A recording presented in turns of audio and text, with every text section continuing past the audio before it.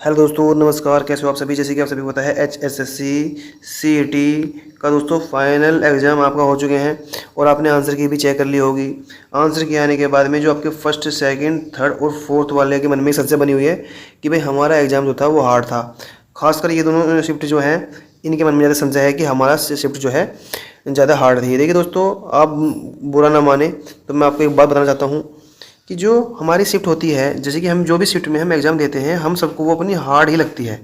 पर ऐसा नहीं है कि आपकी जो फर्स्ट वाली और फोर्थ वाली शिफ्ट हार्ड नहीं थी। देखिए दोस्तों, जो पहली शिफ्ट है, मैं अपने हिसाब से बताऊंगा दोस्तों, जो पहली शिफ्ट है वो आपकी हार्ड नहीं थी। जैसी दूसरी थी और तीसरी थी ना, वो उसी हिसाब से आपकी थी। लेकिन आपका एग्ज़ाम फर्स्ट शिफ्ट में और फर्स्ट उसमें शिफ्ट में फर्स्ट डे ही आपका एग्ज़ाम हो गया, तो आपको थोड़े बहुत हार्डनेस का महसूस हुआ होगा कि हाँ थोड़ी सी हार्ड है। लेकिन जो दूसरी और तीसरी बिल्कुल सेम ही ऐसी थी।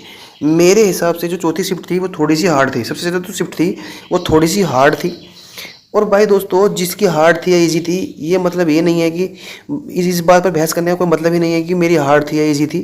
दोस्तों, जब रिजल्ट आएगा, नॉर्मलाइजेशन अपना सही काम करेगा, फिर दोस्तों जो 70 वाले हैं या 80 वाले हैं, अगर उनकी इजी शिफ्ट होगी वो 60-65 पा जाएंगे तो उसमें क्या दिक्कत है। वो उसी हिसाब से जो 50-55 वाले हैं और उनकी हार्ड होगी तो वो 70-60 पा जाएंगे। इसमें आप घबराने की बात कुछ नहीं है दोस्तों। फिलहाल जो शिफ्ट है वो है। पर मेरे अकॉर्डिंग दोस्तों, जो मुझे लगता है, मेरे अकॉर्डिंग भाई जो फर्स्ट शिफ्ट है वो इतनी हार्ड नहीं है। हालांकि वो दूसरी और तीसरी के कंपेयर में दोस्तों मैं बताऊंगा आपको क्रम वाइज देखता हूँ कि कौन सी शिफ्ट हार्ड थी। सबसे पहले नंबर पर चौथी शिफ्ट हार्ड थी, फिर दूसरी शिफ्ट हार्ड थी, फिर पहले नंबर पर चौथी शिफ्ट थी हार्ड, और फिर पहले शिफ्ट हार्ड थी, फिर दूसरी हार्ड थी और फिर तीसरी हार्ड थी। ऐसा नहीं है कि इनमें बहुत ज़मीन आसमान का फ़र्क है, थोड़ा बहुत फ़र्क है, लगभग 4-5 नंबर का फ़र्क होगा। और दोस्तों, मैं ये क्यों बोल रहा हूँ कि दोस्तों, जैसे कि आप सभी को पता है, मैंने भी इसका एग्ज़ाम दिया है और मेरे 76 मार्क्स बने हैं और वो थर्ड शिफ्ट में बने हैं। ठीक है। हाँ चलो, आपके अकॉर्डिंग मैं मान लेता हूँ कि मेरी 76 में ईजी शिफ्ट था, तो मैं अपने 6 नंबर घटा रहा हूँ। ठीक है, तो 70 मार्क्स बन गए। और एक मेरा दोस्त है, वो काफ़ी ज़्यादा होशियार है, मेरे से भी ज़्यादा।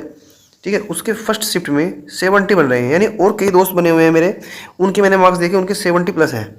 और एक मेरा खास दोस्त है, वो फोर्थ शिफ्ट में उसने एग्ज़ाम दिए, उसके 60 प्लस भी नहीं बन रहे हैं, और वो ALP में उसका कम फिट है, मतलब वो ALP का उसने एग्ज़ाम निकाला हुआ है और उसका साइको पे पास है। और मैंने ऐसे कई बच्चे देखे हैं जो काफ़ी ज़्यादा होशियार हैं और चौथी शिफ्ट में उसके बहुत कम नंबर आए हैं। तो मेरे हिसाब से, जो मेरे अकॉर्डिंग भाई, जो फोर्थ शिफ्ट है वो थोड़ी सी हार्ड है पहले के मुकाबले। ठीक है। हालांकि हम मान के चलते हैं, जैसे कि मेरे मार्क्स 76 हैं, तो मैं मान के चलता हूँ कि जो 76 है तो मेरे 5 नंबर घटा लो तो 70 के करीब मेरे नंबर हो जाएंगे।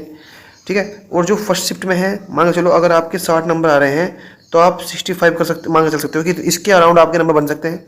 लेकिन जो फोर्थ शिफ्ट है, अगर आपके 60 हैं तो आपके 68-70 तक पहुंच सकते हैं। देखिए दोस्तों, ये मेरा ही अनुमान है।